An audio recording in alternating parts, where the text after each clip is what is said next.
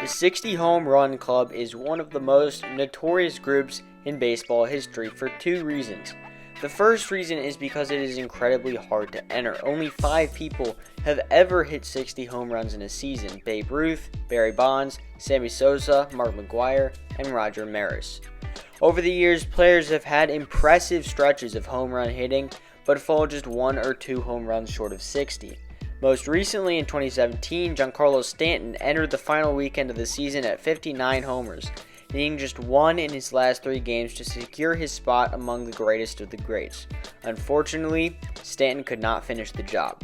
This type of situation has happened to many of baseball's prolific power hitters throughout the game's history, making that club that much more exclusive. The other reason why the 60 Home Run Club is so notable is because only one of its 5 members is in the Hall of Fame. Babe Ruth was one of the first 5 MLB Hall of Famers ever in 1936, and he's probably one of the most well-known players in all of baseball and maybe all of sports. Mark McGwire and Sammy Sosa are both probably never making the Hall because of their connections with steroids. Barry Bonds has also been linked to steroids, but there's not as much convincing evidence with him, and in my opinion, he should make the Hall of Fame. If you want to hear more from me on Bonds' Hall of Fame case, go check out this video in the top right corner, but I think it's more likely than not that Bonds will come out short. That leaves one player, Roger Maris. Maris was never connected to steroids in any way. He has the most home runs of anybody ever who didn't take PEDs in a single season. So why isn't he in the Hall of Fame? Well, believe it or not, the best power hitter over a single year in baseball history wasn't good enough to make the Hall of Fame, and it wasn't even close. I feel like there is so much about Roger Maris that people don't know. All they know about him is his 1961 season where he broke Babe Ruth's home run record. Because of that one season and how big his name has become because of it, I think 95% of baseball fans just assume he was one of the all-time greats to ever play the game, and the truth is, he wasn't. With this video today, I'm hoping to give you an overview of everything that happened in Maris' career aside from his 61 season, because you probably already know all about that.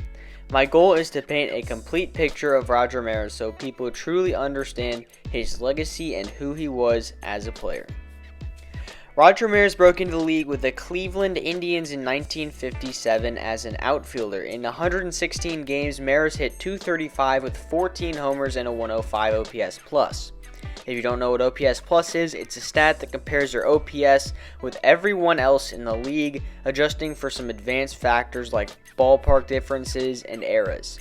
100 is always league average, so Maris' 105 OPS plus in his rookie season meant he was 5% above league average.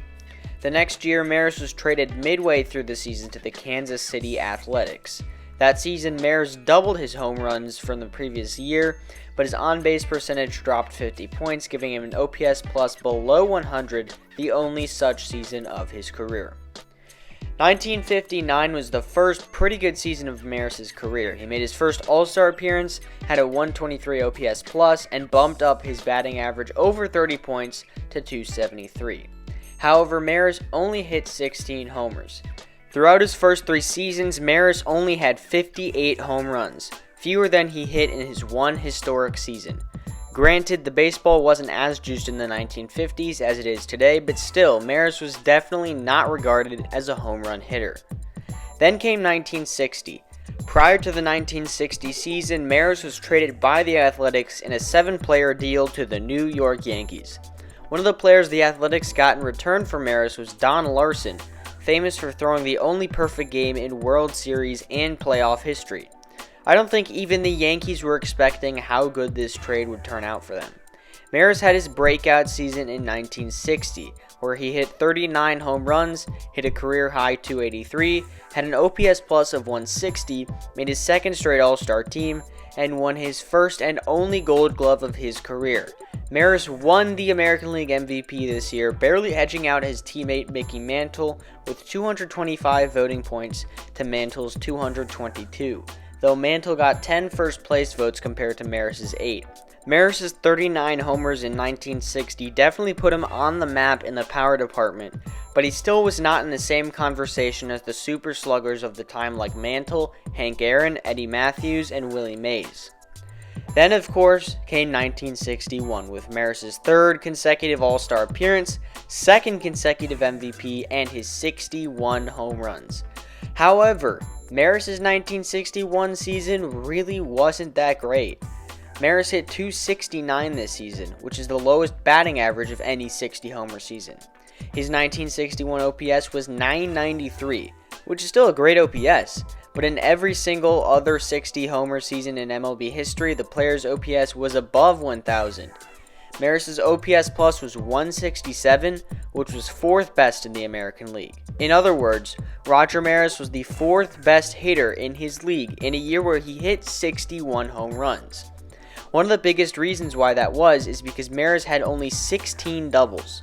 Blue Jays phenom Bo Bichette hit 18 doubles in just 46 games last season, more than Maris had in 161 games. The point is, Roger Maris' 1961 season was very mediocre. If it weren't for his massive home run spike, he wouldn't have even been in the MVP conversation, and I don't think he would have even been an All-Star. And the even weirder thing about Maris' home run spike is that no one really knows where it came from. Aside from his 61 homers this year, Maris never had a season with even 40 home runs. Maris started to decline following his 1961 season. In '62, Maris hit 33 homers, had a .126 OPS plus, and made his fourth consecutive All-Star appearance, which would end up being his last. A funny thing about this season, though, is that Maris hit more than twice the amount of doubles than he did the previous season, despite having an overall worse offensive year. If 1961 was an anomaly for Maris in terms of home runs, 1962 was definitely an anomaly in terms of doubles. 1963 was when injuries started to really affect Maris' career and accelerate his decline. Maris actually was better offensively compared to the previous year, as his OPS plus was .146 and was on pace for over 40 homers when his season was cut short after 90 games with back issues. In 1964, Maris sported a .281 batting average and a .127 OPS plus, and finished 25th in AL MVP voting, if that even means anything, but missed the final 3 weeks of the season with leg injuries. Then came 1965, the year that really spelled the end of Roger Maris' prime. Maris only played in 46 games due to both a pulled hamstring and a bone chip in his wrist. His batting average dropped by more than 40 points and he only hit 8 home runs, the first year in Maris' career with a single-digit home run total. In 1966, Maris supposedly played through a broken hand, though this information did not become common knowledge until after the fact. Maris hit .233 with 13 homers in 119 games, although because of how dominant pitching was in general in the late 60s before the lowering of the mound, that stat line was good enough for a .102 OPS plus, which is slightly above league average, which if you think about it, isn't that bad for a player with a broken hand, but at the time, it was very underwhelming since it was the first season of his career with an OPS below 700. Maris' complaining about his hand caused the Yankees to rage quit, trading Maris that offseason to the Cardinals for Charlie Smith, an infielder whose lifetime OPS plus was 83. Maris actually had a decent bounce-back season in his first season with St. Louis in 1967, putting up a .116 OPS plus and hitting for a .261 batting average, but he completely forgot how to hit for power, hitting a measly 9 home runs in 125 games played. It is honestly crazy that the player who broke Babe Ruth's home run record would go on just 6 years later to hit single-digit home runs in pretty close to a full season. And it wasn't like Maris was getting super old either. He was just 32 in 1967. 1968 would end up being the final year of Roger Maris' big league career. His OPS plus dropped to 105, and he hit just 5 home runs in 100 games. Maris retired at the end of this season at the ripe old age of 33. Roger Maris finished his career with 275 long balls, 1325 hits, and a 127 OPS plus. Those stats are really not impressive when you stack them up next to the better all-time players in baseball history. You want to know who has more career home runs than Roger Maris? Chris Davis. In fact, Roger Maris' career is very similar to Davis's, Both are left-handed hitters who were mediocre hitters until acquired by a new team and suddenly experienced a short-lived power surge before plummeting back down to earth. Also, Maris died in 1985. Davis was born in 1986. But this is not a conspiracy theory channel. Anyways, as I said earlier, my goal with this video was to show the bigger picture of Roger Maris's career.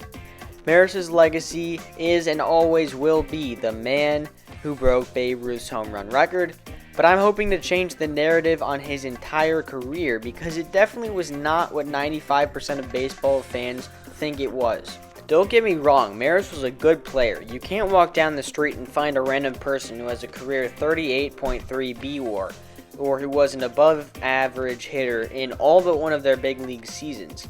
And it definitely takes a lot of skill to hit 61 home runs in 1 year. But as for being one of the all-time greats of the game, Maris was not that. He was a decent player who had an uncharacteristic 1-year hot streak. That's the end of this video, and first of all, I want to thank you guys because this channel hit 50 subscribers a couple of days ago. I know 50 subs is not a lot in the grand scheme of YouTube, but I'm definitely glad we've reached it and thankful for everyone who is currently subscribed. If you are new to this channel and you like the video, leave a thumbs up and also subscribe to the channel. Every sub that I get, especially when my channel is this small, gives the opportunity for my videos to reach wider audiences and ultimately help me keep growing as a channel, which is obviously my goal. So I appreciate anyone who does subscribe. If there are any other players you would like to see me do a career narrative on, leave those suggestions in the comments, and I'll see you guys later.